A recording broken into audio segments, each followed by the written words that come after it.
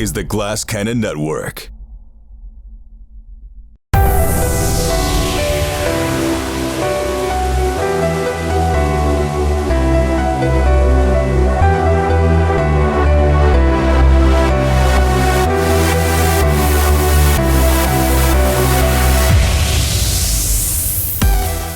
Why, hello, Glass Cannon Naish. Welcome back to the Game Garage, a show I host from my actual garage.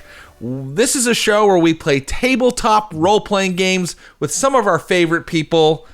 This week, and the previous weeks, we are playing GURPS, the very crunchy and you can do anything game from Steve Jackson Games. And with me, as I've had the two previous sessions, I have the incredible publisher of Paizo, Mr. Erik Mona. That's me. Hi. Hi. I've got my best pal who lives 5 minutes from me. Our children play together. He's also a talented producer, Mr. Clinton Trucks. Hey, everybody. And I have the man who is commonly known as the baby face of the Glass Cannon, Mr. Matthew Capodicasa. Hello. Hello. So, I haven't bathed in 3 days to kind of get in the mood for our game, which is set in the 14th century in medieval England. How's everybody else doing on hygiene this morning? I mean, I haven't bathed, but not for those reasons. Yeah. Same. You haven't bathed in order, for not. Well, you're a father, so it makes sense that you haven't bathed. You haven't had a moment. What were you saying, Clint? I was going to say, if we're setting a 3-day base level, I think my hygiene's pretty great. Yeah. Yeah. I'm like an aristocrat. I had a shower yesterday, so. Same. Wait, I want to know. So my wife doesn't. I hope she doesn't get mad at me for revealing this. She just doesn't shower every day, and I usually shower every day. I feel like it's like a necessity. I mean, you have to how do people feel about that? Your effluvia. You have to, I love how you put that. You have to slough off your effluvia. Yeah. Ooh, I was going to say that's a beautiful holes word. And poles, but I think effluvia is probably the better choice. Better, yeah. Can we make a note to use that for a future T-shirt? Slough off your effluvia with the Glass Cannon. Exactly. Before the pandemic, I every day. You got to shower every single day, but it's a little different now. There's things I said I'd never do that I now do regularly, like wear sweatpants. We're all opening new doors during the pandemic, I think. Right, we're learning about ourselves and what we're willing to put up with, I think, in so many ways. Now, I will say I have done research. Our game is realistic, as realistic as we can make it. I want to remind everybody that we are not historians or anthropological scientists. Some of the things that we say in this game, even though it's about history and we're trying to be realistic, might be inaccurate. So that's our caveat. But I have done some research. So I found out that medieval people washed maybe a little bit more regularly than you think. I guess maybe the myth is that they just never washed at all, which I don't think would be humanly possible. At a certain point, your effluvia would hit max levels and people wouldn't be able to see your face. So it looks like they would wash off in a stream, or some of them actually had, people don't know this, some of them actually had running water in their houses if they lived in the city. They had actual spigots coming into their houses. So they would wash off, maybe once a week or something like that, which is more than I thought that they did. Me too. I hesitate to digress, but this is so fresh in my mind. Yes. Have you guys been watching the television show Alone? Are you familiar with it? No. Clinton, you're a huge fan of Alone. I love Alone. Guys, I love the show Alone, where they just drop people off in the middle of like far Canada, and they make them live alone for 100 days, and it's fascinating to watch. I feel like I've heard of Naked and Alone. Is this a spin-off Naked and where they Afraid. have clothes on? Naked and Afraid. Oh, Naked and Afraid. Oh, of course. Naked and Afraid brings its own dangers, obviously. Yeah. They have Your genitals are in huge danger in Naked and Afraid. I only bring this up because on the recent season of Alone, there is one man who clearly just decided to never wash anything ever. And he is so dirty. And because he's alone, I bet he thinks all the other contestants are as dirty as he is. But they all clearly are going in the lake and cleaning themselves. And he gets so increasingly fucking filthy. It's bonkers. He needs to slough off his effluvia, man. It really does. That's going to be really embarrassing for him when all the episodes comes out, and he's like, "Wait, everybody else was washing." It's exactly what I thought. No, I mean, like that kind of stink. 100 days if you're not bathing, like it's going to take quite a few showers and quite a few like scourings of your skin to actually not smell anymore.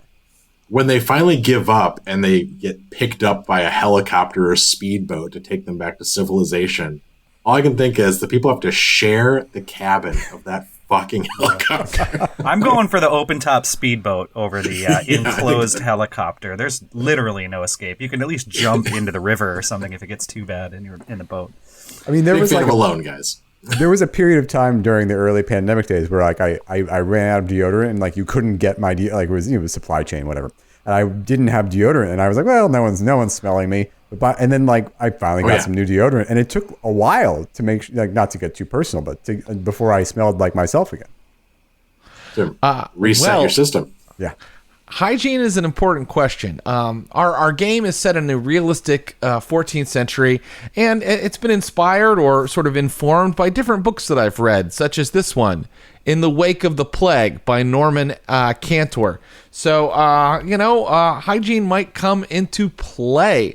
I do want to say it's been really interesting just in the first 2 episodes that we did because, in other role-playing games, you sort of are heroic and you sort of have a victory condition for your party that you can sort of achieve. You can get the dragon's treasure, you can solve the Cthulhu mystery, you might go insane, but you can solve what's going on.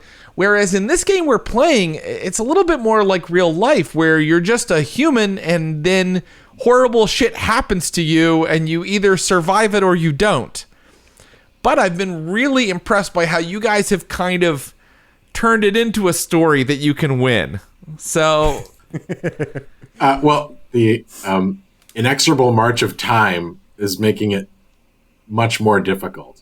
Because if we're diving in, I will tell you that I think I have the only character who had to make aging rolls for this particular session. Yes. Clinton Trucks, you were playing Tall Robert. Tall Robert started as a field hand for our family. How is Tall Robert doing 10 years later since the French invasion, which he survived? Poorly is the answer. I don't know what his circumstances have been, but the years have weighed heavy on Tall Robert. He is now 55, and using GURPS aging rules, he had to begin making aging rolls at age 50. So I made 5 years of aging rolls, and his stats took a precipitous hit. Okay, what's he looking like now? So he originally had 10 in all stats, the default, and he now has a strength of 9, a dex of 7, an IQ of 8. He got dumber. Wait, how many points of IQ did he lose? 2. That's so insulting that they think people who are 55 lose points of IQ. Yeah, your intellect diminished. Yeah, it's That's bad. so ageist. Well, can I also say that I think if he dropped down to 7, he'd be considered mentally impaired. Oh no! No, is that true? I think so. I think 7 is where you get into people who have like an impairment. All right, Clinton. I mean, you better play him a little dumber this time. I didn't play him smart previously, so we'll see how it goes. Okay, what else is going on with him? Anything else? Tall Robert, I'm going to say, with his loss of stats, has also lost a little height. He was 5'11", making him among the tallest men in Portsmouth. But he's now only 5'10". He's less Tall Robert. So he's a little stupid now. I mean, he's a little stupid and he's a little stooped. Yes, stupid and stooped. The both. Okay. And he previously had a reputation not to be fucked with, and I've removed it because I think he's very fuck-withable right now. Okay, great. I can't wait to see how he handles the events of today's session. Now let's talk to Matthew. Matthew, you were previously playing Wilkie. Wilkie, if you recall, listeners, he ran the family businesses into the ground. This group started like 3 different family businesses during the first session. Wilkie ruined them all with terrible rolls. He was the head of the family, the surviving member of the family. But you're not playing Wilkie. Wilkie's about 49 now. Yes. You're not playing Wilkie, though. You've chosen to move to a different character because Wilkie is way over the hill. He's way too old now, right? Way too old. It's at the edge of the cliff. Exactly. I was saved because I randomly chose to decide that Wilkie was 19 in the first session, which saved him from having to roll any aging rolls. But however, and we can work this out, I think we should assume that Wilkie is still alive, but infirm, and unable to speak. Yes, and we talked about this a little before the show. You have a reason. What has happened to Wilkie, do we think? Wilkie, when, working, air quotes, in the field, was kicked in the head by a horse. Right. And is now bedridden and cared for by his new wife, Agnes the Younger from Chichester. Agnes from Chichester, which we remember Wilkie wed in the last episode. And Agnes, what is she good at? Or what are some things we should know about her? Agnes, we should know, first of all, that she is currently 25, which means they wed when she was 15, which is, weird. But historically accurate. Maybe we make her 28 just so people aren't skeeved out. There we go. But we can also point to the fact that Wilkie at the time had reignited his affair with Matilda, who was at one point the miller's wife, and then when the miller became no longer the miller, she was somebody else's wife, whose now I'm forgetting. But that in the final moments at the height of the French invasion, Wilkie and Matilda found each other again in the cave. The cave. The cave. That said, Agnes the Younger, his now long-suffering 28-year-old wife, has 3 children, and she is good at the following things: pottery, she's much better than Wilkie ever was, but was also a strength of Wilkie's. She's also good at current affairs, and she has some area knowledge and some first aid, which I imagine comes in handy because she is caring for Wilkie, who still maintains his grip as the head of the family, even though he's bedridden and can't speak. Excellent. Current affairs is like gossip. Like, she's a gossip. Yeah. Which, I mean, let's remember the town criers: Cianon, Miss Anne of Brittany, and Reynard. Yes. You must really be paying attention Don't to forget all sides they must of be media old bias. as shit. Do not forget the 3 town criers of Portsmouth. Excellent. I can't wait to see Agnes in action. I can't wait to see those pottery rolls, man. Oh, man. It's going to be so torrid. Roll a crit, baby. Okay, so finally, Erik, your character, Willem, heroically died in a burning cathedral last time, saving his family and a bunch of other children and innocents, women and children who had been hiding out in the cathedral. Willem saved a bunch of them and died in the process. So Willem is a hero. You are now playing his son. How old was his son when Willem saved him from the burning church? He was 15 years old at that time. Okay. Pretty much a full-grown man, so it's a little embarrassing he didn't save himself, if I'm being honest. But no, his dad saved him. So now he's 25. Yeah. And his name is Theodric, right?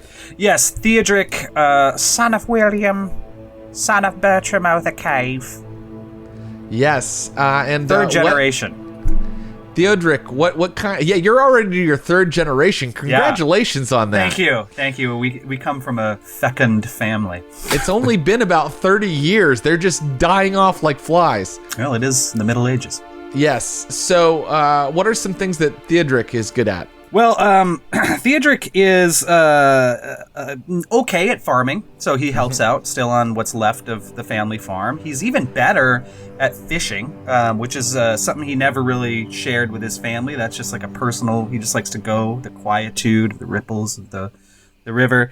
But probably the best skills that he has are public speaking and singing. In fact, often at the town square, he'll pull up a little box and preach the doctrine of the burgeoning, one day soon perhaps to be a saint, Willem, savior of Portsmouth town, son of Bertram o' the Cave. And he's got a bit of a a soft voice, but when he sings, it's like the choirs of angels themselves erupt from the heavens, and everyone stands in thrall of his songs of the past. And he's a bit of a public relations man when it comes to the family. I think that he has fans. I think that people in Portsmouth listen to the songs. They believe in the it's not a lie. Willem was a hero. So absolutely, they remember it. It's only 10 years later, and I think that Theodoric can use some of that to his advantage, or make use of that sort of angle that he has there. Are we ready to begin? Are we ready to put these characters back in their time and place? Yes. What could go wrong? I would like to point out for the listeners, just to remind everyone, Jared keeps bringing up this book about the plague, and we haven't encountered plague yet. I know. March 1349. A cold winter is finally ended, and sunlight breaks through the clouds, melting the snow. Portsmouth has been rebuilt after the devastating raids by the French a decade ago. The harbor is thriving once again. There is no sign of the burning and slaughter that occurred here, but the memory of it still remains quite fresh. On this bright March day, what is your character doing? And let's start with Less Tall Robert. So, Less Tall Robert was a man of ambition 10 years ago. He was a field hand who thought maybe he would make something of himself. We find ourselves in the year 1349, where he's still very much a field hand, if anything, just tilling worse fields.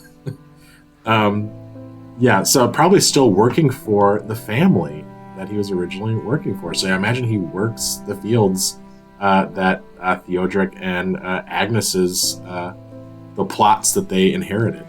Right. So he is he is a freeman like they are, but he has a lesser position than them. And I think he's working for Agnes, really, or Wilkie, who's still the head of the family. Agnes is his voice, right? Exactly. Let's just see how it's going. There are always chores year round to bring in a harvest and sort of cultivate it and bring it to fruition. So perhaps some planting is going on now. I know very little about agriculture, but I think in the spring some planting goes on, and then the crops grow during the summer, and then they are harvested at the end of the summer. So why don't you tell me how the planting is going, Less Tall Robert? All right, I will make a farming roll. My farming is not as good as it once was, but I'm rolling for a 10. Oh, well, what do you know? I rolled a 5. So not a crit, but the best Less Tall Robert could hope for. All right, on your patch of land, which I think at one point you guys kind of increased it and improved it quite a bit. That was the one sort of business that you didn't lose to Wilkie's shenanigans. And I think the planting is going really well this year. And I wouldn't give yourself too little credit. Maybe Less Tall Robert, with his age, with his experience, he's sort of leading the other field hands in the activity and taking more of a managerial position. So that's going really well. You guys have plenty of food. How is Agnes doing? What is she up to on this bright March day? Agnes has to take care of the house, take care of Wilkie, who, as we know, is infirm, and take care of their 3 children, ages 6, 4, and 1.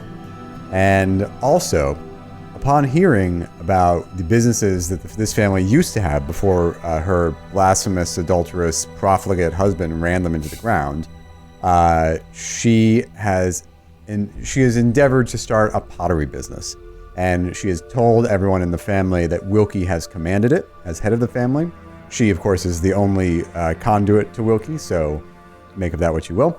And so she, I think, is starting to jumpstart her pottery stores that we can take to market.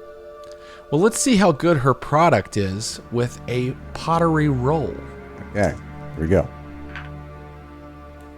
Okay, she rolled a 7 under 14. So okay, excellent. So her wares are really high quality. I would say with that kind of roll, like very solid, very excellent pottery that she has to sell. But of course, selling is a whole other story. So we need to kind of check her salesmanship. Now, she doesn't have that as a skill. So we need to kind of look at, IQ minus, with a negative modifier to see how she does, without having the skill per se. Would she necessarily be the salesperson, Jared? She knows someone with the skill. Or can bully someone in the family into doing the sales for her. Interesting. Who might she talk to? Well, before I decide that, I'll ask everyone what their IQs are. 10. 8. Maybe lean towards the person who's in the town square with groups or a crowd around them. Well, you have as our salesperson. You have public speaking, right? I do. Yeah, very much so. Maybe she sends Theofric to be the face of the pottery business and to do the selling. I mean, I have a 12 IQ, so I'm the smartest of all of you, but I don't have that public speaking. So maybe she leans on Theofric. Theodric, yeah. Theodric. Yes, you can lean on him, and if he's willing to do it, Theodric, does that sound like something Theodric would get involved with? It's a bit secular in nature, but I could give it a try. Is there not a bit of the divine in my pottery? Look at this pot. Look at this vase. I mean, by perfect blood. dimensions. Sure, yeah, I could give it a try. Very People good. listen when I talk about father and grandfather. Perhaps they'll listen when I talk about pottery. Excellent. So, Agnes, will you be accompanying Theodric to town in order to oversee him, or will you let Theodric do his thing, take your pottery and do his thing? I think I'll accompany him to town. I think Agnes doesn't trust any of the men in this family. Very good. And so soon you're in the town square of Portsmouth. And there are sailors from all ports of call moving through the city. There are it's a bustling place once again. After years and years, it kind of lay sort of empty, and everybody was sort of rebuilding. Burnt fields, burnt buildings, but now it is back to its old strength. And here in the town square, you have let's see, like 45 people, and a pretty big number. About 45 people are moving through the square right now, and I pass it over to Theodric to see how his public speaking goes and to hear a little bit of it. All right, so Theodric gets like a crate, and he puts it down, and he sort of pulls it a little distance away from the current events news criers, so he's got a captive audience of his own. And with a surprisingly light voice, he sort of says, Please gather round and hear a tale of my famous family. And only a couple of people, are hearing him, so he finally goes, and it's like heaven itself opens as his mouth opens and an angelic sound comes out. And he says, As John the Baptist paved the way for more, Bertram o' the Cave showed what was in store. Young Willem arrived on the scene. With grandfather's mushrooms, new visions were seen. And then out of the corner of his eye, he sees no longer tall Robert coming in. And he's nervous about that, and he sees Agnes, and finally he sort of changes his tone a little bit, and he says, So bring family magic right into your home. With Aunt Agnes's pottery, you're never alone. And he kind of points at the wares and is trying to pivot into commercialism. Oh my God. Erik, would you please have Theodric make a singing roll at +3 for that amazing song? Amazing. So add 3 to your total skill. I got a 15 total. A 15, and what is your singing? What is your singing if you add 3 to it? 16. So you made it. Oh, thank God for that +3, or it might not have carried over. Well, I was crossing genres, so I can understand if I might have lost them a little bit. Yeah, a lot of people are enraptured by your singing. A lot of people are listening. And right now, 12 people are walking up to Agnes to buy some pottery. Not as tall, Robert. Are you on the scene as well? I am. I imagine, I'm, unloading the wares, loading them up on other people's carts if they buy them, handing over, not taking the money, but moving the goods. I think we still need to see how savvy we are at pricing them, at kind of moving the product to these 12 people. So someone should make an IQ -4 roll for me, since you don't have... Is that the default for merchant? Oh, is that the skill I'm looking for? I was looking. I was kind of winging it because I didn't have merchant in front of me. But thank you, Clinton Trucks. IQ. Oh no, IQ -5 is the default for merchant. I hate to do still this. Make it. Someone you can does still have make it. merchant here. Look. Wait, who has Theodric merchant? has already set you up for success. So That's I'm actually gonna let his excellent singing carry you through a little bit. And I'm going to only make it IQ -3 right now. All right, I have the highest IQ, so should I roll it? Oh, but yeah. I also have a history You don't of want me rolling doing poorly. All right, I'll try it. Okay, IQ -3. I would be rolling for 5. You don't want me doing it. Okay, I got a cracked die. So there's a chance. Okay. All right, I rolled. No, I got a 9. Oh Okay, wait, no, that is IQ -3. 9. That is, Yeah. you made it. You made it. So you're making great profits today. People are buying your wares, and this has opened up an opportunity for you. You are talking to them, Agnes, and you are learning things, and you may now roll your current affairs. Excellent. Another thing you should know about Agnes, she is very gullible. So mechanically, she's gullible. So that might, if that comes into play, let me know. Oh, I will. Yes, absolutely. Okay, she rolls and fails on her current. Oh no, she does not. She succeeds. She rolls a 12, and I have a 13 in current affairs. Very good. She hears from a good wife, a woman who is sort of kibitzing with her, that Chichester has been touched by a horrible sickness. Chichester? You're What kind from of there, horrible aren't you, sickness? Agnes? Yes, I'm Agnes the Younger from Chichester. Yes. Apparently, there's some sort of illness making its way through Chichester. What kind of illness? It's certainly some sort of punishment from God. You know, those people, they don't keep the worshipful ways. They're profligate. Listen, I've been punished by God enough. I have 3 children with my worthless husband and a business to run. Ain't that punishment enough for me? I'm immune. Well, I'd be careful if I was you. I wouldn't be talking or hanging out with anybody from Chichester right now. I hear that there's even people dying from the sickness. Dying? Would you hope Mother and Father are okay? Perhaps you should go and see them. Perhaps I should go and see them. No, you certainly don't have to do that. But I think that Theodric and... do you share this with Theodric and Not So Tall Robert? Of course. I am a bit of a gossip, after all, and I tell them immediately. Right, and so once you've been informed of this, Theodric and Not So Tall Robert, you are able to talk about it with other people who are visiting, moving through Portsmouth. Here you are in the town square with the sloped roofs covered in straw, the smell of horses thick in the air, and you can talk to other people, or you can move about with the next task that you think would make up your day or your week.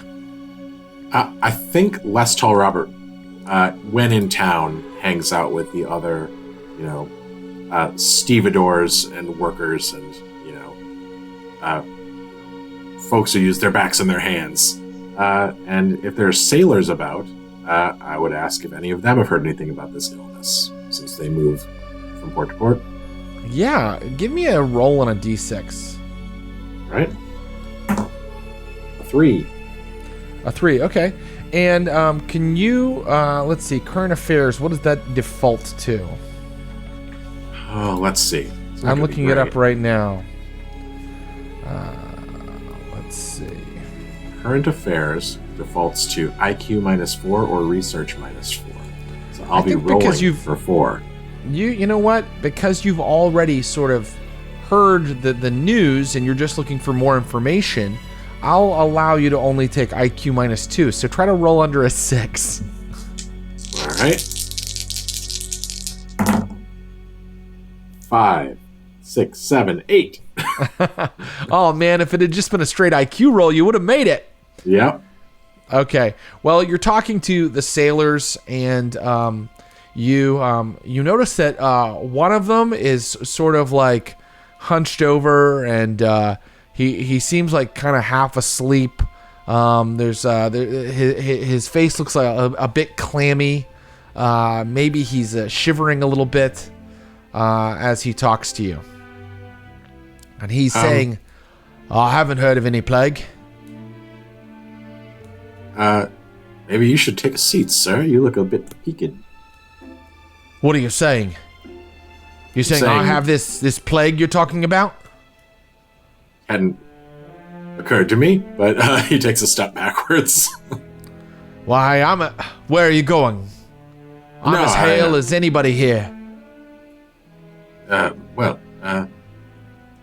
may be the case. Still, perhaps avail yourself of a glass of water. In fact, do you have a place here where one can engage in pleasure? Get a mug of ale and perhaps become acquainted with some young lasses?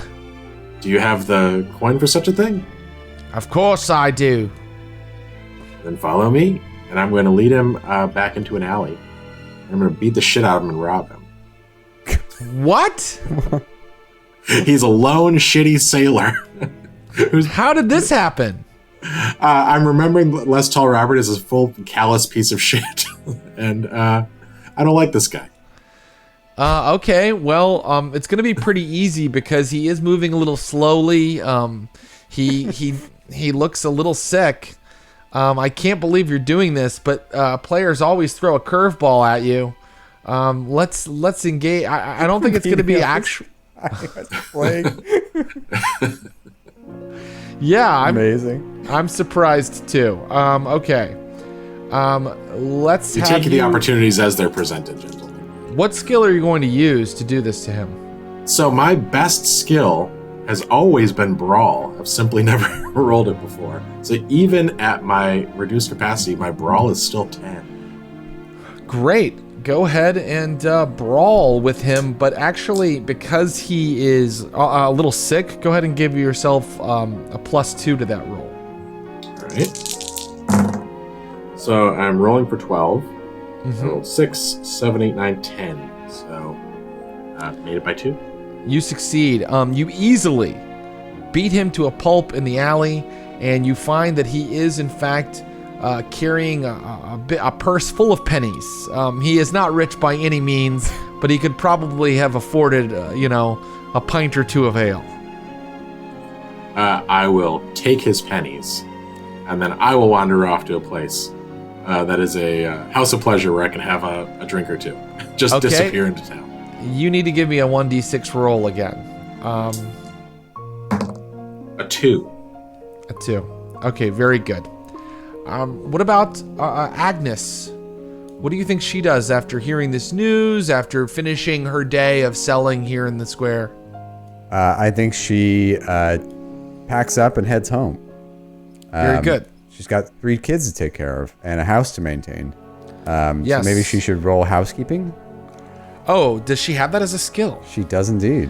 Well, hold off on that, because I think a little time is going to pass in a minute. Sure. And I think we can kind of find out how her housekeeping goes over several days. But I just want to make sure, Theodric, if he has any business or if he returns to the homestead to engage in some sort of activity. Theodric, where are you going, or what are you doing next? I think when following the presentation, he is going to go back to the farmhouse, which, after all, he still lives there and still has some obligation to the family. And increasingly, strangers from out of town come and visit and say things like, "Is this where that hero Willem lived?" And he's got to, welcome them. Absolutely. Give a tour of the cave. Well, then I think that I'm going to make a little time pass. I'm going to roll and see how many days pass here. And during that time, I'd love for Agnes to roll her housekeeping. And for Theodric, I think it's public speaking if you are kind of giving people tours and talking to them. Let's see here. So 7 days have passed, 1 week.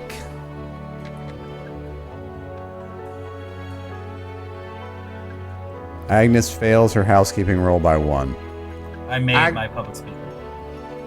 You made your public speaking roll. So, Agnes, it's impossible to keep the house running smoothly and to keep these kids taken care of with these strangers wandering through your fields, wandering up to your house. Theodric is actually letting them look inside of the little 2-room house that you have, and it's really, it's really distracting. Get your vagrants. Welcome to the farm. Get them out of here. They're stinking up the place. I got 3 kids to raise. I'm sure they've come to make a love offering. I look at him. You have come with a love offering?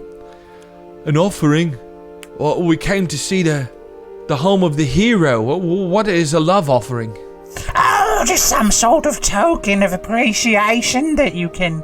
It's like a sacrifice in the good book, A fattened calf, perhaps. A bit of pottery. It's very popular here for some reason. All right, one person gives you a penny. One person gives you a ripe radish. One person... Blessings upon you, madam. Yeah, someone else gives you some twine. Oh, in Willem's name. And this is how you accrue all kinds of little odds and ends. Not so tall Robert. Not so tall Robert. You went and had a great time out at the tavern in Portsmouth. You came home back with nary a penny.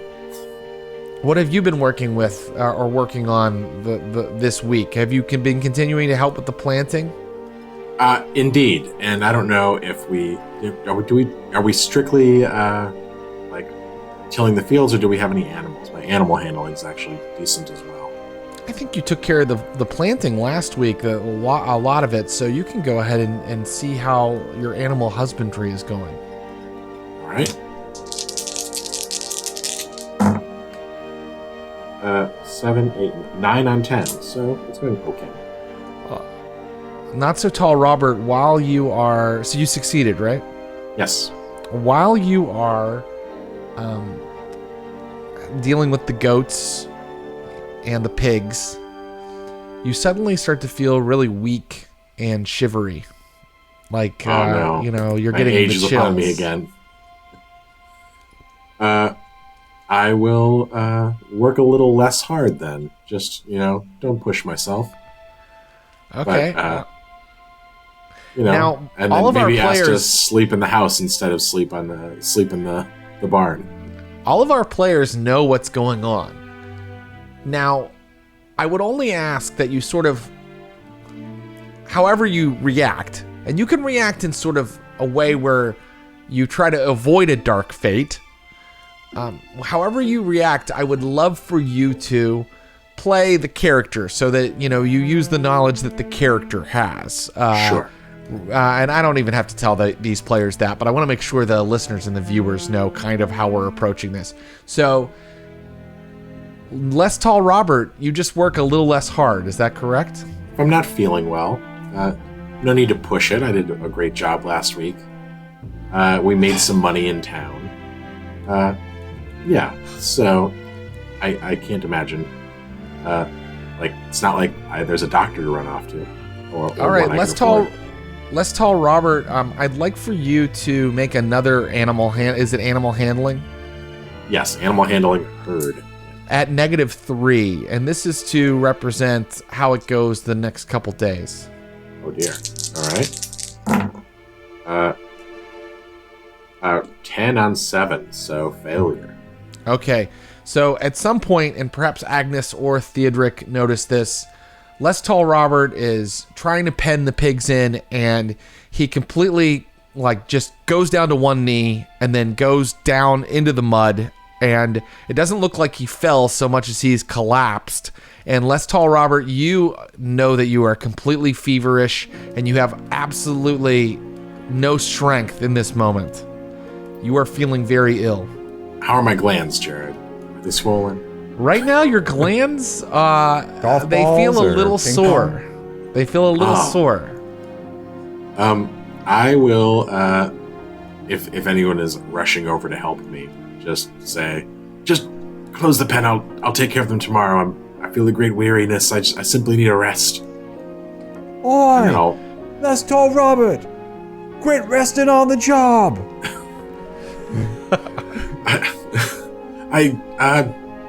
Something disagrees. I simply need to go lay down.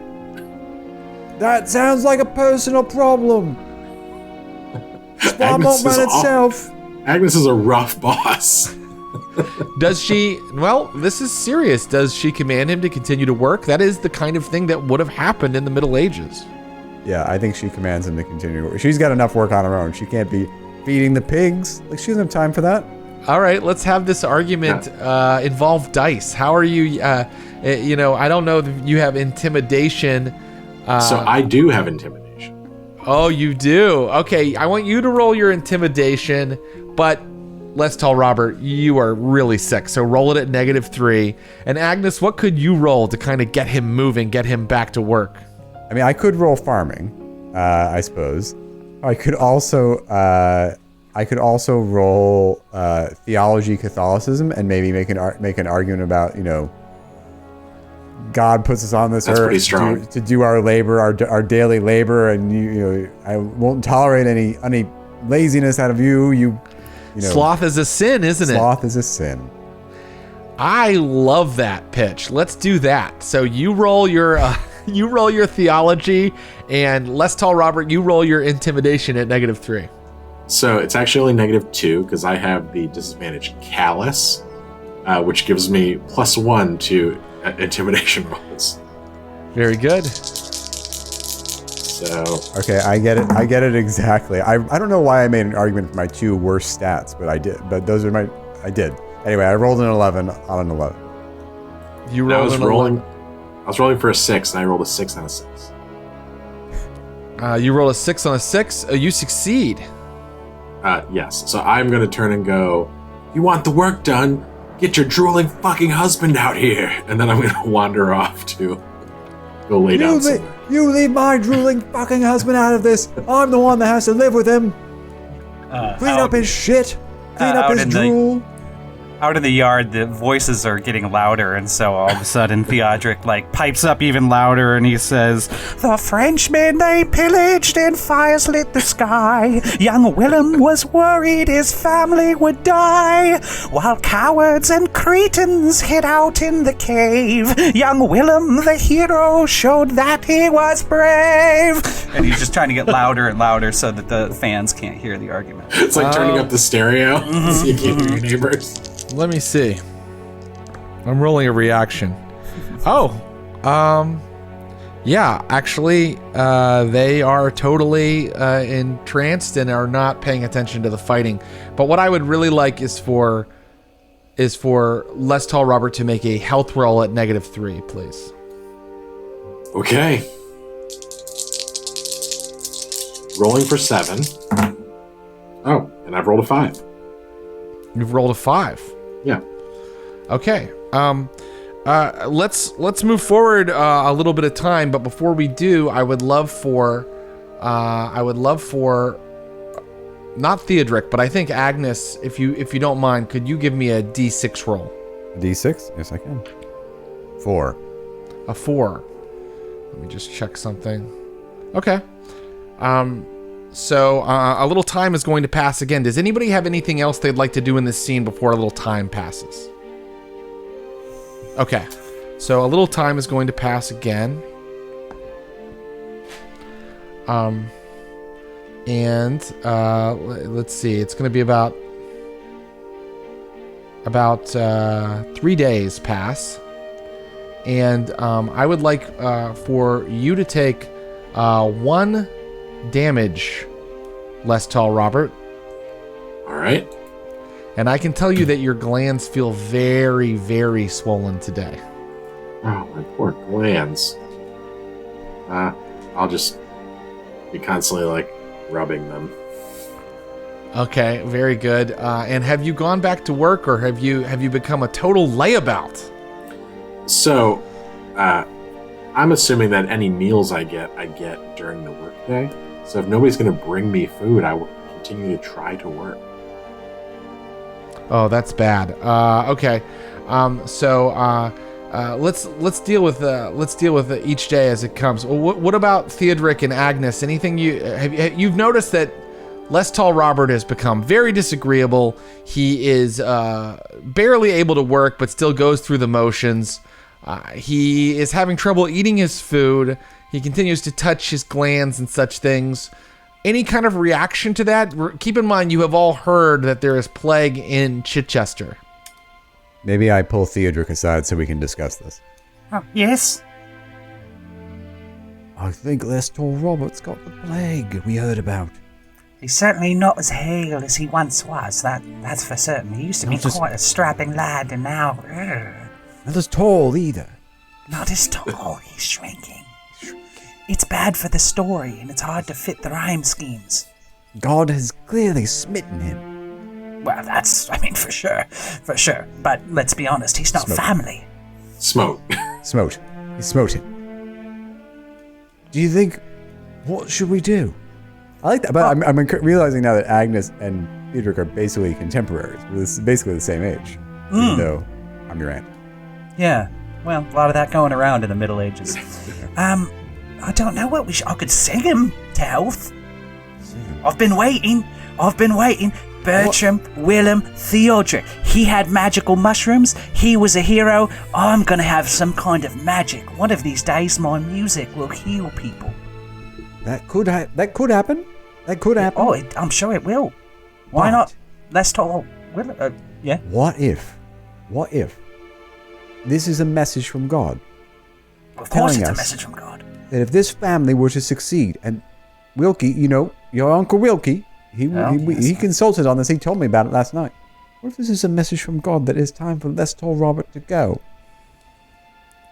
Why is it when you talk to Wilkie, he gives you wisdom and answers, but whenever I talk to him, even when I'm singing at my hardest, there's just a line of drool that comes out of his mouth like this? Oh, Theodric, it's still, after all this time, you don't recognize the effect your singing has on people. It stupefies them, it's so beautiful. Well, that's true. Uncle Wilkie, he can't get past how beautiful the sounds coming out of your mouth are. I think that might be it. Well then, my voice should be able to heal no longer tall Robert. Except here's the thing. Less Tall Robert, he's been hearing your voice for some years now. He's built up a capacity against it. So if we give him a little bit of cure over time, it would build up some sort of resistance that would help to make him strong. It could, except the fact that he's gotten less strong. Yeah, that sounds like Boulder Dash anyway. I don't think it would work. Well, do you think we should exile him? We could always just send him away to die in the street. I think we could exile him. Yeah, I think that's the easiest solution. Yeah. I'll just pose 2 other things for the group. Let's be honest. I'll just pose 2 other things for the group. And by the way, exiling him, if you've decided on that, you should do it. But I'm just going to put 2 other things out there. There are doctors that operate in Portsmouth. Maybe that would be interesting to Less Tall Robert.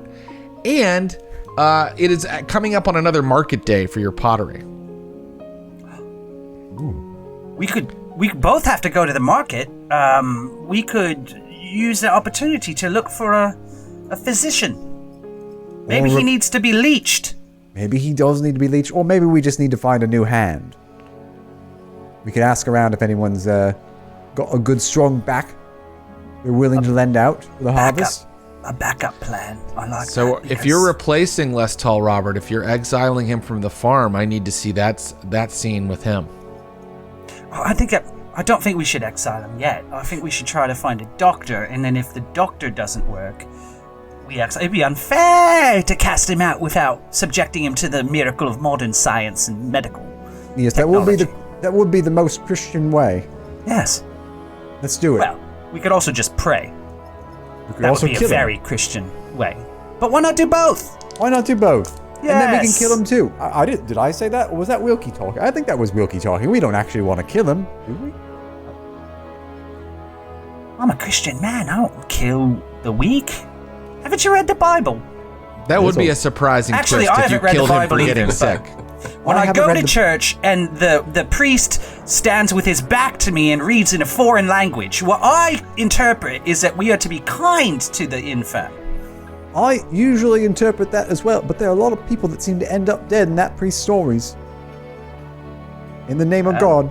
Will there be nothing without martyrs, Agnes? Be nothing without martyrs, Theodric. That's right. So, if I understand correctly, you are taking Les Tall Robert, if he agrees, into town to take him to a physician. Is that correct? I think that's correct, yes. Yes. But also, we do need someone to carry the pottery and things, so there's a practical reason to bring him to the market. He's got to load up He's the pottery the first. biggest of all of us. Les Tall Robert, it's your family hasn't let on that they've had these conversations about you. It's simply time to take the pottery to the market. Are you ready to go? Yeah, Les Tall Robert, he's like the quintessential bad patient. Like, if you try and do anything to care for him, he's like grumbles and grumps and swears and threatens.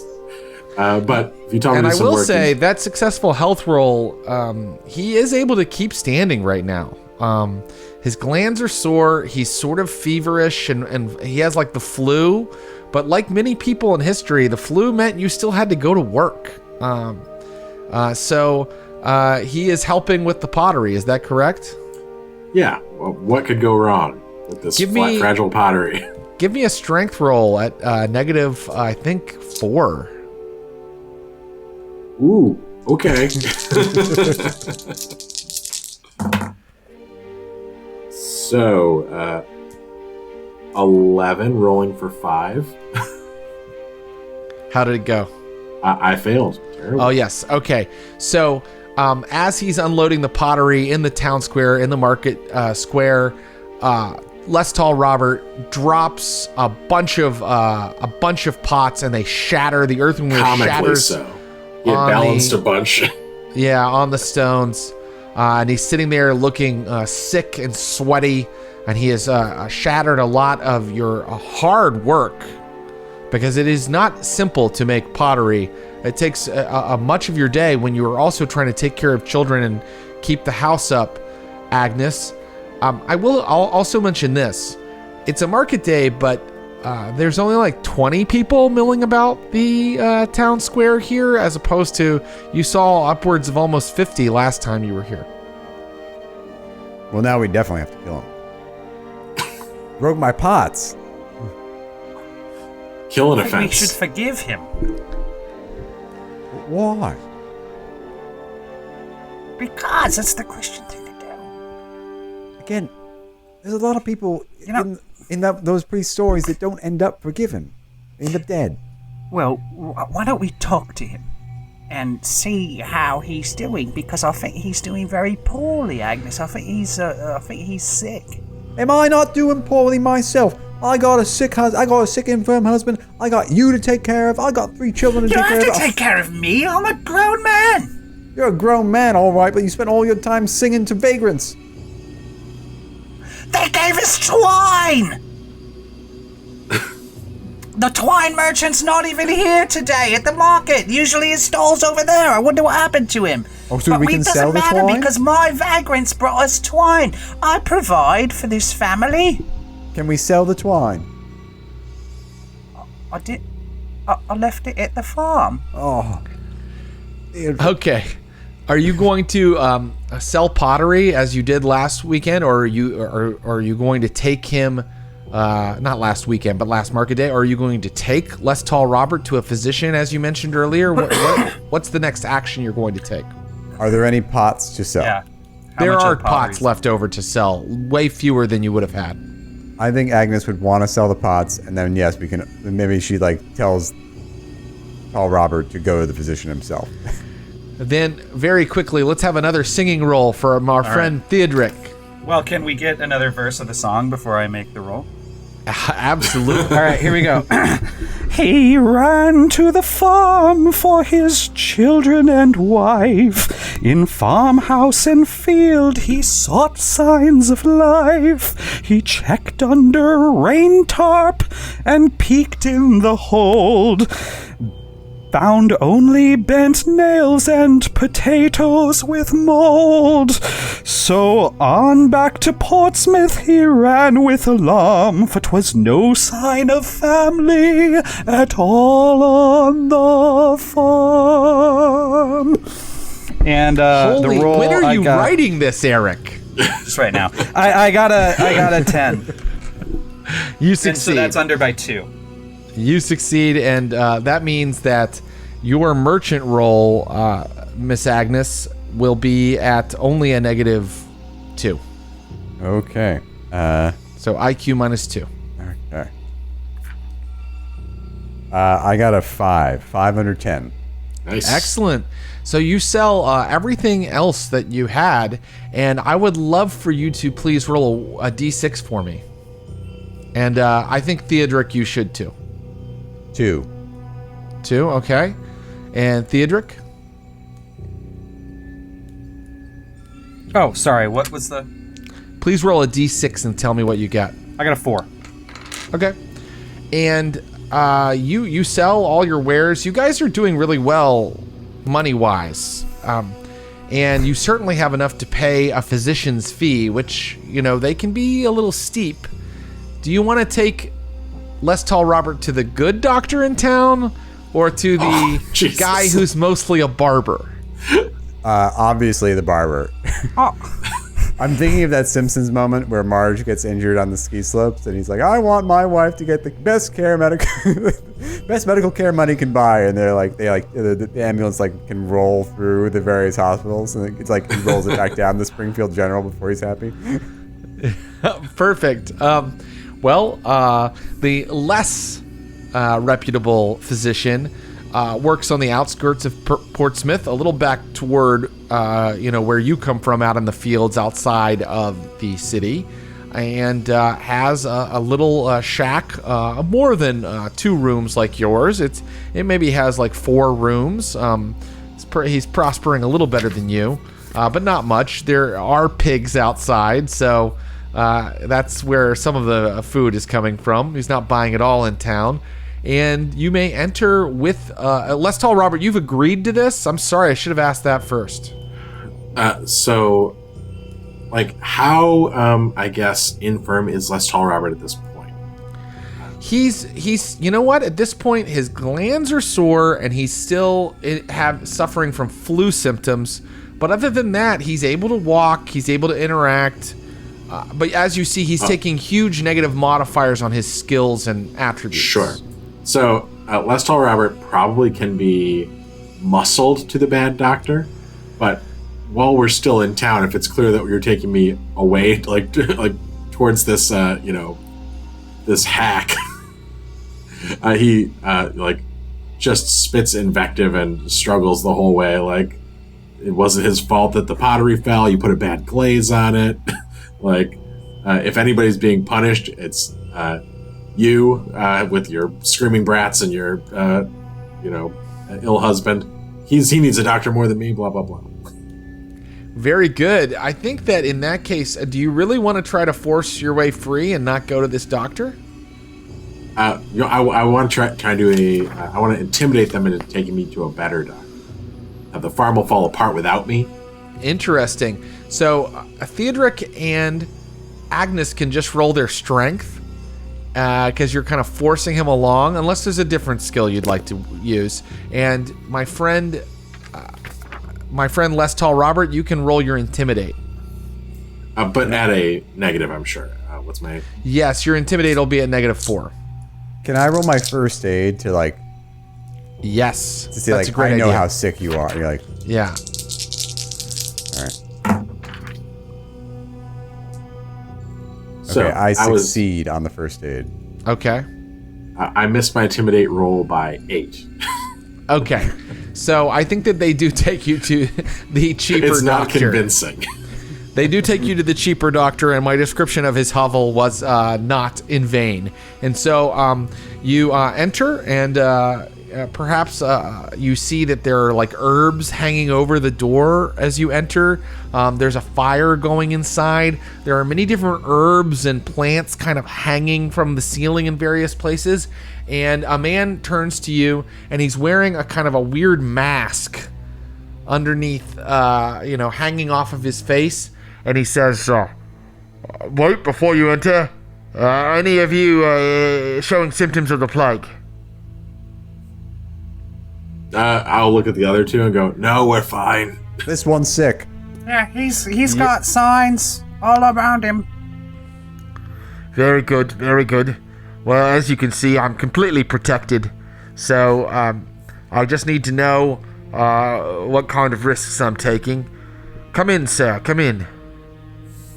Let me look you over. My name's Doll. I will wander in and sit on whatever surface is provided. Very good. There is just a chair at a normal table. There is no bed for examinations. I'll say, like, I just need a rest and a water. That's it. They're not providing for me. Let's see. He's going to look you over carefully with his physician skill. Keep in mind, he has a lower score than a guy you could have gone to. That would have been more expensive. Yeah, I can't. How would Agnes ever pay more for medical care for a farmhand? I've been with the family for generations. With the family. Oof. Sorry, you can't fool me, sir. You have what's going around. So, Beatrix What? takes a step back. Here we go. prayer and pottage, or I've rest seen and ale? this. I've seen this get really, really nasty. I'm sorry. It could be fatal. There's only one thing I can do for you. I'm gonna have to bleed you. And he pulls a huge razor off of a shelf and shows it to you and starts to move toward you. And that is where we will take a short break. We're going to have a word from our sponsor, and then we'll return to the 14th century and watch the blood flow, maybe, here with the Game Garage on the Glass Cannon Network. Welcome back to the Game Garage. We are playing a historical scenario in the 14th century. The plague is ravaging Chichester and Portsmouth, and our friend, Less Tall Robert, has just been taken to a physician who says he needs to bleed him. Less Tall Robert, when the razor makes an appearance, what do you do? So, I hate to throw role-playing to mechanics, because I think this shithead would probably start struggling and try to escape, except this is accepted medical procedure. So I'm going to make a will roll to hold still while the knife comes down. Before he brings the knife down, he looks to Agnes and says, 10 pennies. Theodric, pay the man. Oh, You can very get an well. Alper for that. I reach in and pay and try not to get too alarmed when my fingers scrape the empty bottom of the pouch as I pull the last coin out. Good thing we didn't pick the more expensive physic. Yes. All right. How did that will roll go, my friend Less Tall Robert? Let's see. The knife slowly starts to come down. You're looking at the boy. masked face of the physician. It's not one of those plague masks you know from the pictures. It doesn't have a big beak. It has like more of a pouch on the end of it. And he's bringing the blade down toward your arm. And how did it go, Less So Tall I Robert? really wanted to get a little medical care here, but I rolled a 17, so that's a critical failure on my will roll. So I think I start struggling and swinging. Let's tell Robert, make a brawl roll against this physician. That's such a bad roll that I think that you brawl with him. Well, I fail that too with a 16. Like I'm rolling awfully. Okay, I think Terrible that because deal. you failed your brawl roll, you completely freak out. But I would like strength rolls from Agnes and Theodric to hold you down, and the doctor will make a strength roll as well. I got a 7 out of 10. I got an 8 under 9. Holy crap! Well, the doctor isn't very good at holding you down. He failed, but your family holds you down, and the doctor applies the blade to your arm in several places, and it has a little bowl under it to catch the blood, and bright red blood flows down out of your arm, and then he moves to the other arm and does the same thing. And when he's finished, you lose another point of health. Oh, but not hit points. Health. Oh no, I'm so sorry. Hit points. Okay. You lose and that's what you lost earlier, by the way, a hit point, Yes. not health. I forget. Health is a attribute in GURPS. Okay, it's over. You feel a little weak. You feel a little lightheaded, and he's like, "There, that wasn't so bad, was it?" I'm feeling much improved. Thank God for modern science. Yes. I mean, all of your learning, Doctor. Well, back in olden days, we wouldn't have known what's caused this plague, but now we know that there's a miasma that's been released into the air because Jupiter is in the house of Saturn, you see. Yes. And the interstellar humors have mixed to create a cloud of miasma that is moving through the air and causing people to get sick. But it's nothing that can't be cured with a little bleeding. Well, that's so interesting. I thought it was the word of God. God moves all things, doesn't he? He's the prime mover. So if God decides that Jupiter will be in the house of Saturn, well, then it shall be. I'm not saying that God isn't responsible. As you know, God is responsible for all things. I would never say that our Lord and Savior Jesus Christ does not have his hand in everything. Agnes looks really, like, squints at him real hard for a minute. Are you a blasphemer, Doctor? No, absolutely not. No. Have you ever been accused of blasphemy by the church? I should say not, ma'am. I believe you. Well, I have other customers. I'll bid you all good day. What do we And do have with a him? merry tomorrow. Just one question. Yes. Sir? Yes. This mask that protects you, I don't suppose you've got, doubles? It's a trade secret. I'm afraid I couldn't let one go for less than £1. Because you see, it's not just the mask. There's a poultice of herbs that need to go inside of it. Oh, is that what I smell? I thought that was discarded skin. How about £1 of pottery shards? Please, I really Shards? do have other customers. What if I made an exclusive commitment to provide you the pottery to hold your herbs? Listen, it sounds like you're trying to do a little trade, so give me a merchant roll at, I think it's a full -4. He doesn't really want to give away his trade secrets. All right. Nope. 9. I need to roll an 8. Out! I have important work to do. What do we do? Oh wait, what are we supposed to do with this one? What do we do now? He's been bled. He's fine. He's cured. His symptoms should subside. All right. I feel cured. Come on, you. So Back you to head work. off. You head off into the afternoon, and this is the time when I would like for Theodric and my friend Agnes to make a health roll at -3. Oh gosh. Oh no. Agnes. Oof. Fail. I failed by 1. Okay. So some time is going to pass again, unless anybody had anything they'd like to do to end the scene that we just had. Did anybody have any other actions? If not, I'm going to have a little time pass. And I presumably am cured, so as soon as I'm back on my feet. I actually want you to make a health at -3 roll.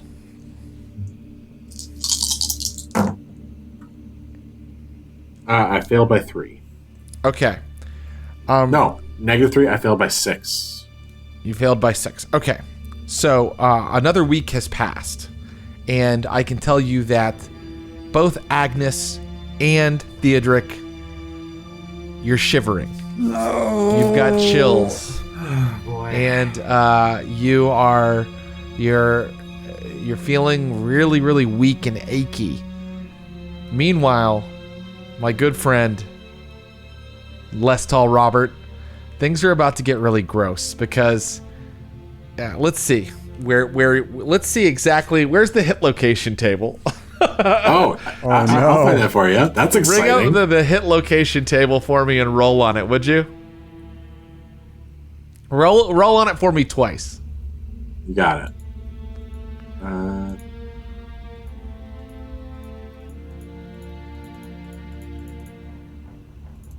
Where is that dang old hit location table? All right, got it. All right, first roll is 8, 9, 10. That's the torso. And give me one more. Second roll. Oh, this might kill me. 18. So that's the neck. Oh, okay. So what has happened is you have developed an enormous goiter in one of your armpits. It is extremely painful, and you've started vomiting like every day. It's an enormous, it's like the size of like a tennis ball. And also, even though this isn't typical of the disease, you now have an enormous goiter-like protrusion on your neck. Well, this bleeding didn't take at all. You are absolutely unable to work anymore. And in addition to that, because 6 days have passed, you have lost, oh my God, I don't know how many hit points you have. You've lost an additional 6 hit points is what I just rolled. I have 1 hit point remaining. Okay, that's really not good. So it's bad. I would like you to just tell me about when Less Tall Robert is in this situation. First of all, I need Agnes and Theodric to tell me, is he staying in the barn? Are you allowing him to stay in his normal quarters? Or are you caring for him? Are you leaving him to his fate? What are you doing? Where do you normally sleep, Less Tall Robert? Do you sleep in the barn, or do you have a room on your plot? Never established. I thought I might have moved into Leofric's old place. He never had any kids, if that was allowed. It's allowed. You also intimidated Wilkie into like letting you run that land. So yeah, there you go. So Leofric's place, which was quite nice at one time and full of books, but I've now burned all of those, and it's trashed. I think Agnes would do the Christian thing and provide first aid to everybody. That is really, really beautiful, Agnes. Agnes, go ahead and roll your first aid for our friend Less Tall Robert, but you must roll it at a -3. Okay. Because you are feeling sick. Going for a 9. And I rolled a 12. Okay, so unfortunately, you're not even really able to make poor Less Tall Robert more comfortable. And at 1 hit point, he's kind of going in and out of consciousness. He's sort of waking up just to vomit. And it's a pretty gruesome scene. You're kind of having to collect, everything that's coming out of him. And it's really tough to do with the addition of having to take care of your kids.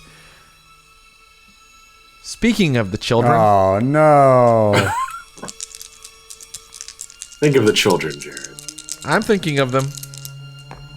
Not Esther 2, and young Wilkie. Esther 2, and young Wilkie. Is that their age order? 6, 4, 1? Esther 2, and young. Only young Wilkie.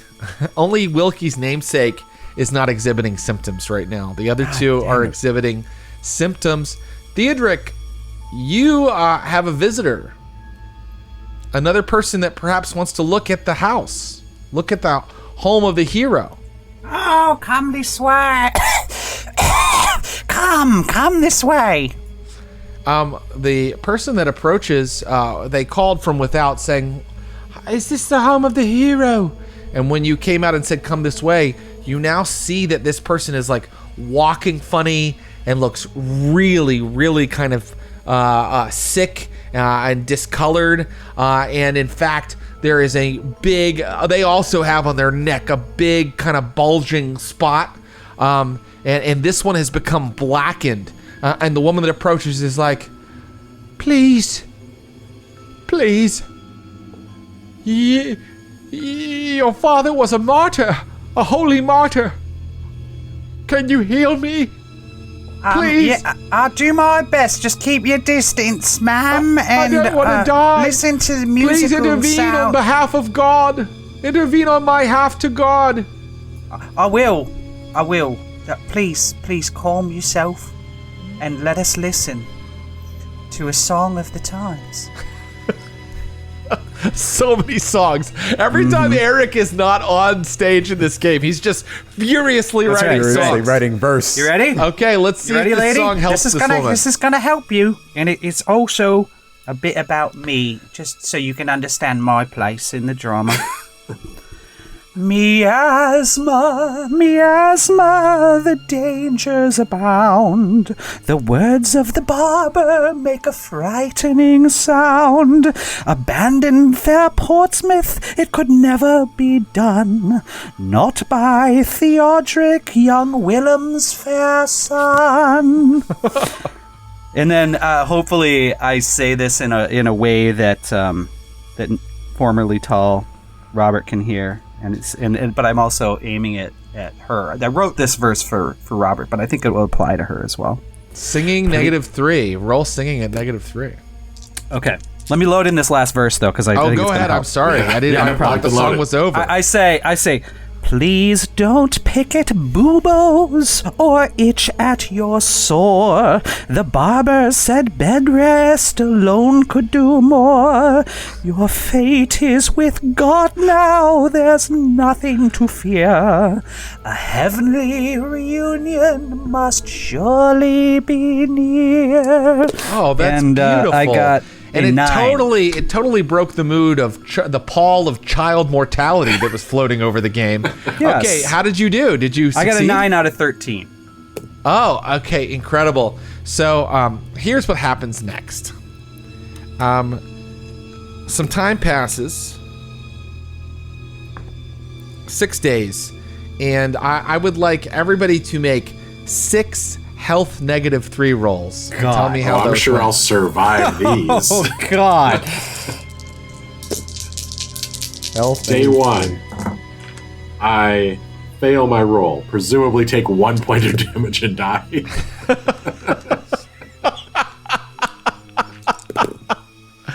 Okay.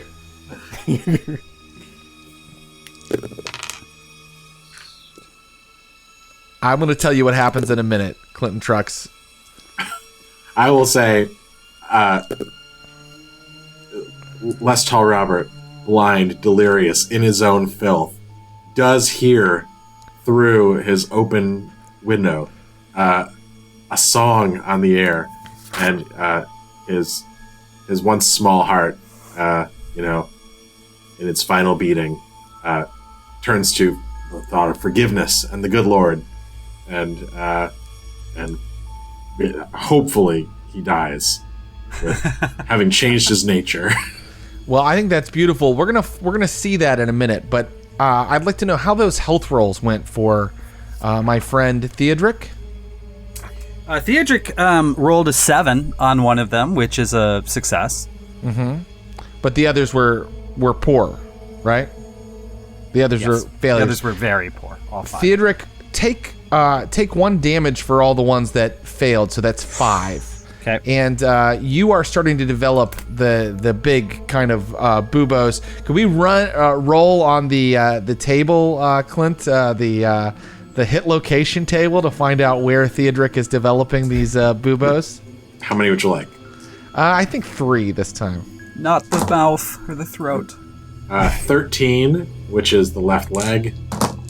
I don't need that. So buboes traditionally developed in the groin area, and I think in your left side of your groin you have one. Well, actually, 11, which I've just rolled, is the groin. Oh my god, okay, you have 2 there. And 7, and the right leg. So left leg, right leg, groin were the 3 rolls. Oh my god, all of Theodoric's goiter buboes are in the groin area. Oh, It's like a skirt. awful. It's like fleshy skirt. A fleshy skirt. Agnes of Chichester, how did your health rolls go? Agnes the Younger of Chichester failed 4 out of 6. 4 out of 6. Okay, so you take 4 hit points of damage, and you have begun after these 6 days to develop the buboes as well. And would you please, Clinton Trucks, roll on the hit location table twice for poor Agnes? Sure. Left leg. Mm-hmm. I think that one's actually on your leg. Left leg and groin. Oh my god. Okay, so you're having a similar week too. Poor Theodric. Here's what happens. Theodric, because of your incredible singing to the woman who was very afflicted, you have now gathered a crowd of squatters who perhaps you want off of your homestead, but there are 5 different people who believe that your singing and your appeals to God will heal them. And they are sitting on your farm and kind of praying with you and singing with you. And I would like to know how Theodric reacts to this. But first, think about it. I feel like Eric's going to write another song. But first, Agnes, you are there in Leofric's old cottage. And our friend Lestall Roberts' symptoms have changed. He's now having a lot of trouble breathing. Lestall Robert, it don't look so good for you, I'm not gonna lie. Is there anything you want me to do? I need to be forgiven.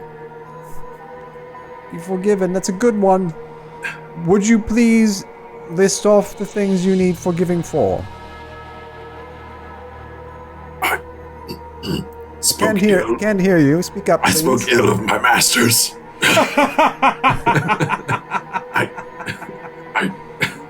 I blasphemed against God, not in deed but in my heart. I fornicated.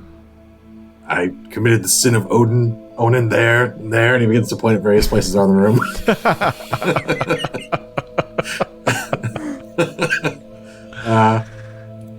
Well, for those things, you don't need my forgiveness, Lestall Roberts. You need God's. Was he here? I thought I heard him singing. Oh no, that was just Theodric. Fuck. And now he's brought all these vagrants to our land. They're out there singing and praying with him right now. Can you believe it? Oh, you can tell that he wants to get mad again because it's his nature, but he's too weak. Getting mad actually might be the straw that broke the camel's back. Just that little bit of fury is, I think, the last thing that pops a blood vessel and kills him, but he can have some final words if you'd like. This truly was short and brutish. Bang. And nasty in the end. Yeah. Normally I feel really bad for killing a character, but let's face it, it was inevitable. Yeah, this guy didn't. Do you have plans for He any offered of us to nothing to the survive? world. So, Clinton Trucks, I think that Lestall Roberts' ghost remains, and so Lestall Unquiet? Roberts... What's that? His unquiet ghost. His unquiet spirit, and I think that in the 14th century, people believed in unquiet spirits. They believed in those kinds of things, especially for a soul like yours, which didn't really receive final forgiveness. So if you would like to think about that, and perhaps a less tall Robert's presence is still felt in some small way. I would like to hear from you about that throughout the rest of the game. But for now, let us talk to Theodric. Once again, this family is gathering followers. Right. Theodric, how do you deal with these squatters on your land who are all very, very sick? Well, Theodric is pretty sick as well. It is mostly below the belts, and he's wearing like a big long sort of robe skirts that hide most of it, so it's hard to see. But anytime he has to move, you can see him kind of like, well, you can imagine what it's like. But he's torn up because I think he's smart enough to realize that more sick people is probably going to bring more miasma to the farm, but this is kind of the family business, at least as he sees it, is getting people in touch with their religion, bringing the power of God to solve the challenges of the day. So he's leaning in. I mean, both literally and figuratively. He's kind of like, no, if we all face each other while we sing together, that'll be good. And his song continues. You started a band. There's more song? Oh, there's more song. Yes. Hit it. It's starting to get a little weak. Still a beautiful, angelic tones, but a little bit of weakness working its way into the vocals. And he's with a very serious look, and he tries to catch the eye of each of the dying members of his audience as he sings. Each of us martyrs, though never the same. Old Bertram in fetters, young Willem in flame. This rash on my belly and scabs on my arms will soon spell the doom of Theodoric's charms. Well, I love it, and I'd say that's one of my favorite songs you've done so far. So instead of a -4 to the roll, please roll singing at normal skill. Excellent. Nice. Unfortunately, I rolled a 5 and 2 6s, so I failed. I'm all like, Theodoric's child. and like a loogie just shoots across into the face of one of the onlookers. They are vomiting and hanging on each other and moaning, and your lack of success there means that they start to get sort of, it's hard to say rowdy because they're so sick, but they're like, it's that woman! Her family, her husband, and her, they weren't true to each other. God is punishing us for their adultery. Come out. Come out, Agnes. If we make it right, perhaps if we make it right, God will have mercy on us. What are you saying about me? Agnes shouts from the doorway of the house. There she is! God's punishing us for your sins! And the sins of people like you! What sins have I committed? I'm the wrong party here. You people don't know what you're talking about. Go back to your homes. Quit squatting on mine. Your husband lived in sin! Well, and you knew it, and you took him to wed! Is Wilkie sick? Should we wheel out Wilkie? Yeah. I can give you Wilkie. Would you like Wilkie? Bring him to us! All right. Except he's quite infirm, and he's a bit heavy. You need to make a will roll, Agnes, because this is your husband who, I assume. Well, did you have love for him? Or I don't think so. No. Okay. I don't think so. Then never mind about the will roll. Never mind. He literally got back with his adulterous ex like on the eve of our wedding. It's and then got kicked in a horse and left me to take care of the farm. I don't think there's a lot of goodwill between them. She cared for him purely out of duty, huh? Yeah. Wow. That's very Middle Ages. You can wheel Wilkie out, and he's just like. His eyes can still move, right? Has this man not suffered? Has this man not been punished? Give him to us! What are you going to do with them? We're going to make him pay for his crimes, for his sins. That's a great question because they're all pretty sick. Yeah. But they want to grab him. They want to take him. Are you going to? You are giving him up, Theodric? No. I feel like Theodric has something to say about all this. I do. I try and see the situation, size up just how much danger we're in, and I'm looking at the group of people, the anger, and listening to some old stories. This isn't the first time danger has come to the farm, and I'm starting to get really nervous. And so I have prepared one more verse, but this one is aimed at Agnes, not at the crowd. And I lock eyes with my aunt, and I say, Lord Wilkie, the eldest of all, a horsehoof, adultery, prepared for the fall. And then I turn to the crowd and I say, so take out your vengeance on this sinner here, and soon our complexions will surely be clear. I'm siding with the other people against my family. They grab poor, helpless, defenseless Wilkie. Yes. Can I be allowed a theology Catholicism roll to convince them that they are in error? Yes, you may. That's a great idea. You are fairly sick, but I don't know. They're able to shout at you to purge your sins. So I think I'm not going to give you a negative on this roll. I think you can talk to them. Okay.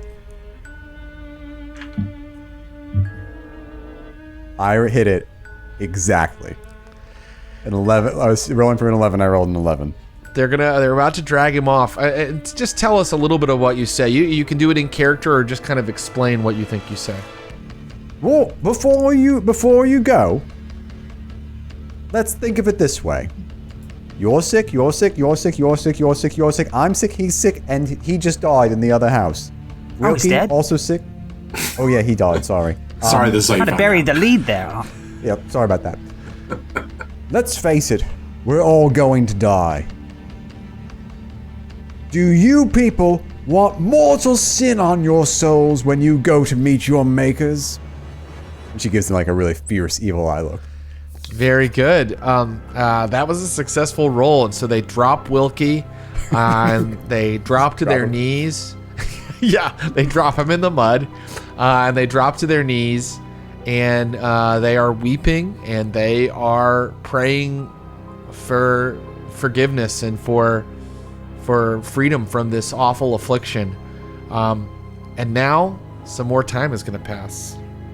That's embarrassing. If Wilkie survives this episode into the next one, I wouldn't be surprised. That'd be incredible. It'd be incredible, but I also wouldn't be surprised. Okay, 3 days pass. I want 3 more health -3 rolls from both Agnes and from Theodric. What's a crit? There. What's a crit failure? A crit failure would be an 17, 18. 17 or 18, yeah. Fine. I made 2 and failed 1. Okay. I failed all 3. Okay, take 3 damage. My friend Agnes. Theodric, take 1 damage. Yeah. But you notice that the change that goes through Agnes over these 3 days does not come to you. Agnes, you are now having trouble breathing, and you are now bedridden. But Theodric, you've been vomiting. You have the buboes, and they are not healing quickly. They are still. Your groin. Let me tell you something. Your groin's a mess. Tell me about buddy. my groin, Jared. Your groin is not good, man. Okay. It's not okay. Yeah. But you haven't moved into this final stage where poor Agnes is literally kind of spitting up blood and having trouble breathing and is unable to move. And Agnes, your children are. Well, let's see how the children are doing. God. By the way, I highly recommend everyone at home just do a friendly Google image search for buboes. No, don't. Do Bubo, which is the mechanical owl from Clash of the Titans. I have good news. What were your children's names again? Esther 1, Esther 2, or Esther 2, and young Wilkie. Well, young Wilkie and Esther too, they had the fever symptoms and stuff like that, but they apparently did not develop the buboes, and they are not moving into the horrible final stages of the plague. But I'm afraid Esther 1, being a child, is right there in the bed with you, like having trouble breathing right now, and it's very, very sad and awful. And I would She's like to the oldest. see. She can speak. She's saying, "Why is this happening to us?" Yeah. Like she wants you to really explain it. Because of your father. How do you explain adultery to a child? A lot of the people that came and were kind of, begging Theodric to administer to them on behalf of God, on their behalf to God, rather. Those people are just laying out in your fields, dead. One of them's kind of, their body is kind of perched against the barn. Another one is kind of like, laying on the floor of your little house here, dead. There are corpses everywhere, Theodric. And Theodric, you are talking to Agnes. Agnes, these are your perhaps final moments. Perhaps. I have 2 hit points left. Okay. Then perhaps they're not, but do you have any kind of conversation at this point, or should I let a little more time pass and let's see what happens? How many of the strangers are they all dead? Let's see. Yes, all of them are dead. I just rolled a 6, so every single one of them. Well, I guess the first thing that happens is Theodric, who's actually, he doesn't feel good. I mean, for the aforementioned groin issues at the very least. But he also is he can tell that Agnes is at a worse stage of the disease than he is. And he's starting to think that maybe, in fact, I mean, if you think about it, Bertram, Willem, Theodric, he probably is the most blessed by God. It's sort of kind of going to his head. But he can't help but be sad because all of his audience is dead. So one by one, he's just walking past each corpse in the fields and looking down and softly singing another verse of his song to each dead. Just leaving Agnes by herself. He's going to wrap up with Agnes. He's coming back. It's a loop-de-loop. And he's going to somehow I knew another song was coming. I don't know what made me predict that. I know, it's hard to say. But he wants to get back to the main storyline plot. So he says, a battle with Frenchmen on the way to town, with no help from others and no one around. At the house of Matilda, the battle was drawn. Soon the bodies of Frenchmen lay still on the ground. And then he comes to the door and he says, Agnes! Agnes! Are you well? No. You look really bad. And then I look over at Wilkie, who I imagine is still infirm but otherwise unaffected by the plague. And I look at I haven't made any health rolls for Wilkie, but you know what? There were people that just avoided it the whole time. So I think poor mindless Wilkie just never. I'm not going to make a health roll for him now. I think he's fine. I just rolled it for fun and I succeeded. Yeah, I think it's funny how like Bertram and Willem and Theodric now think they're the ones who are blessed by God, but it's in fact poor sinner Wilkie who has survived the whole damn thing. Yeah.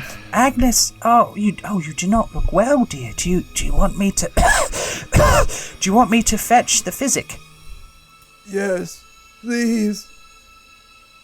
Could you say that last word one more time? Not used to it. Kind. Please. Oh, please. Yes. I'm going to try and get the doctor to do a house call. I'm sure he's not got a very busy agenda these days. Again, the cheap doctor. The good one. Dr. Dahl. The good one. And we've got a relationship with Dr. Dahl. You picked him yourself for... Yes, but Les Toll Robert died just 2 days later.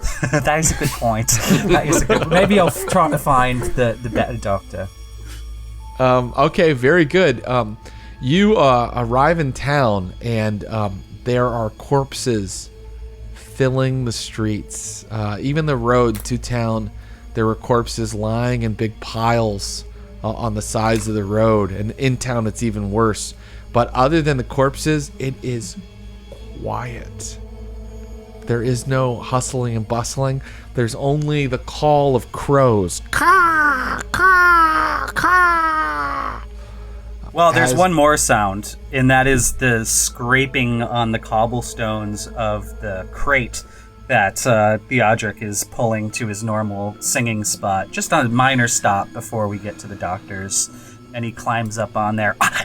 Oh, each time he lifts his leg, it's, oh, God, that hurts. Oh, God. And he gets back on top of it. And, Would anyone gather round for a song? Hello?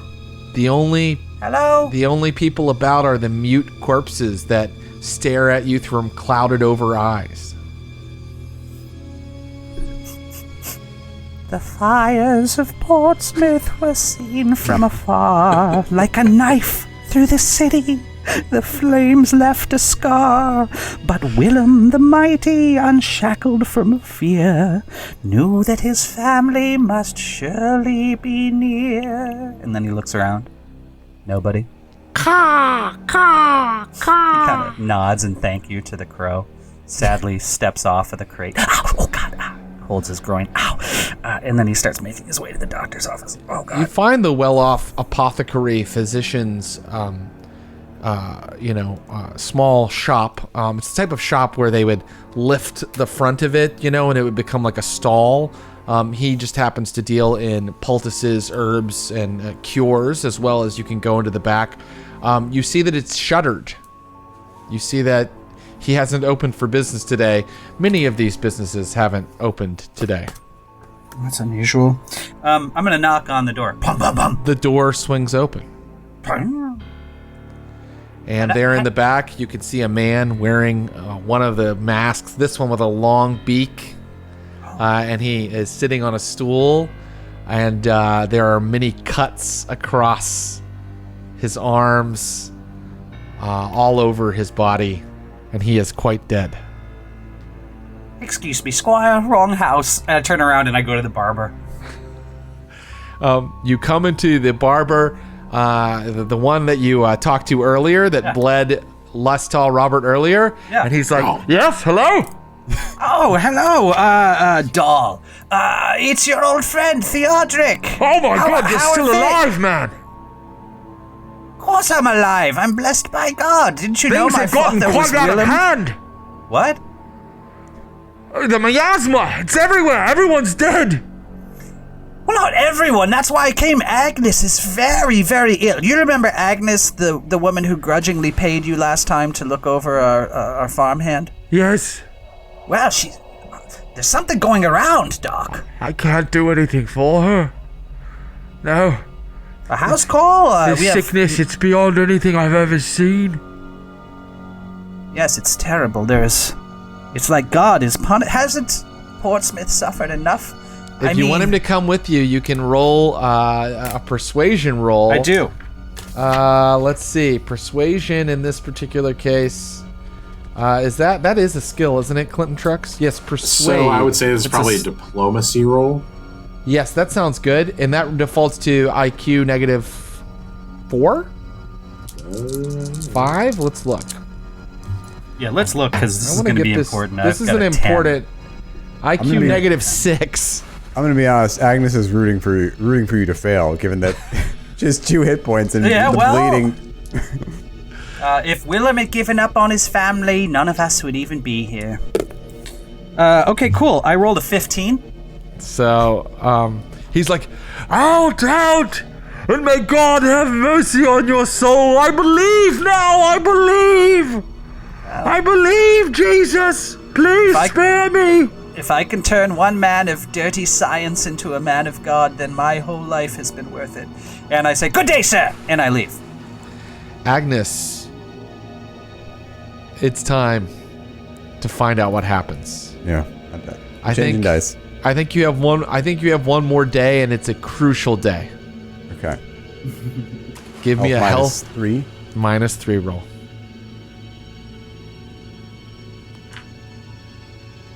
I make it 8 under 9.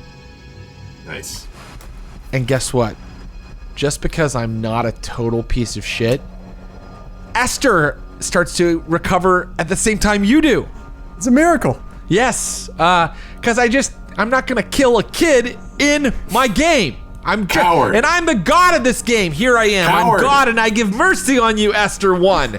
And but the players are on their own, and your roll was successful. So after several days, breathing becomes slightly easier, and you start to come out of it.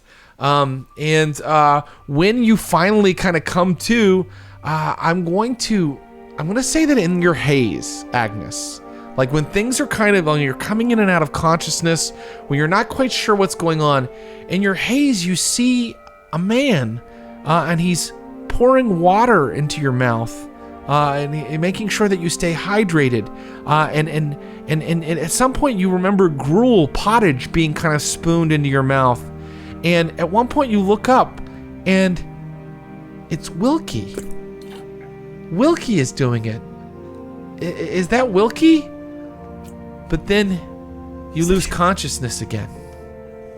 And when you awaken several days later, it is actually Wilkie, the younger, who is spooning pottage into your mouth like a good and dutiful son. And I would like you to give a brief epilogue.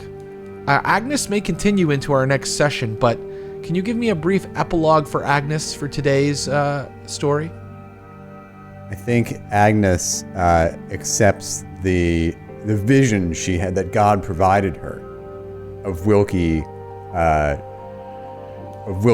caring for her, even though she realizes later that it was her son, and she commits to loving Wilkie even in his infirm, immobile, mute state, and she will love no one else until the day she dies. And so she survives, and she's able to keep her kids together. And Theodric survives too, right? Theodric survives as well. Yes. And maybe she becomes a woman of faith and helps him in his she gives up pottery and instead helps him in his singing missionary business. Look, this entire game, this entire campaign so far has been just the road to turning this all into a cult. So It really has. What a surprise. Theodric, a short epilogue for Theodric, and boy, I bet it's in song form. Yes. Yes. You know what? It got funny again the 9th time you did it. Good. Well, let's make it an even 10. Yes. Having survived the bout of the plague, is the town coming alive again a little bit as well? We can jump forward. We can jump forward a little bit, and I can tell you that many weeks later, the town is empty. Like, you're maybe a very small handful of people that weathered this. Wait, Well, before we then get what to the song, sorry. I just have one technical medical question. Yeah, please. Do the buboes heal? The Or are they- buboes do eventually heal, but they leave horrible scars. Got it. And Okay. you probably don't walk the same that you used to. Got it. Okay, sorry. Well, then, Actually, let's find out how well they heal. Give me just a health roll, Agnes. And you can give me just a health roll as well, Theodric. I make it. I fail. Theodric, you never walk the same again. Agnes, you do. You regain some of your former health. Okay. So, I guess then, at some point after the catastrophe, the scene changes to us burying formerly tall Robert. And gathered around are the inner circle of me, Agnes. We've brought out Wilkie on a chair to participate. Then beyond that, there's that next generation of family gathered around. Then beyond that, there's like 2 farmhands who somehow managed to survive. And we were all gathering around, and Theodric steps up, looks up to the sky where he sees like the floating head of Bertram O' the Cave and the floating head of Willem looking down on the family. And then he looks to Agnes and Wilkie, and he says, and he looks to the grave of tall Robert, and he says, with a stronger, more beautiful voice again. Yes, it's strong again. Farewell to Robert, the whole town is dead, but Theodric and Agnes their coils yet to shed. We'll always have Wilkies, both younger and old. The full tale of our family has yet to be told. Wow, you even changed up the melody a little bit that time. It's very like MGM musical. Oh, I think the camera pans out over the grave to show a lot of the countryside as you hit that final note. And so the final thing I'll ask is for Less Tall Robert, your shade. What becomes of your shade? What is the final moment that we could have that lets us know where Less Tall Robert is in the universe? Less Tall Robert, spread thin but still present here in blighted Portsmouth. The music, kind of washes over him, but he actually casts like what little attention remains in the two farmhands out at the edge of the circle. His old friends, Short Robert and Drustin. Yes, you remembered Drustin. Short Robert and Drustin, who, as the crowd starts to mill around, wander over to the grave and look down at Tall Robert's grave and go, prick, and then spit on it and walk away. And that is where we will end for today. I will only say for my final words that the Black Plague was real and it really happened to people, and it is horrifying and amazing to think about. I really do highly recommend this book, In the Wake of the Plague, if you'd like to learn a little bit about it. It hit everybody. There was a princess that died from it. It didn't matter who you were, rich or poor. Death came for everyone in 1349 in England. I want to thank my players. The songbird, Erik Mona.